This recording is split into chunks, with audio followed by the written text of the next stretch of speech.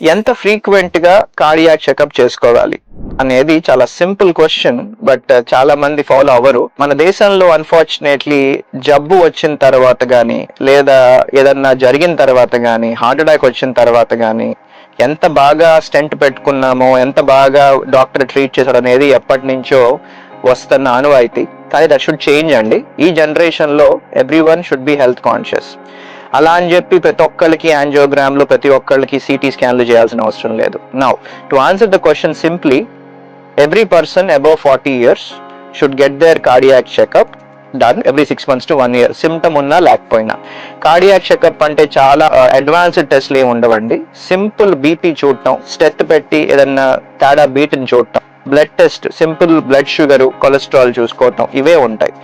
వీటి వల్ల 30-40 ఇయర్స్లో మనం వీటిని గనక పసిగట్టగలిగి ముందు నుంచే కంట్రోల్లో పెట్టుకుంటే 60-70లో వచ్చే హార్ట్ అటాక్స్ని ఆపచ్చు.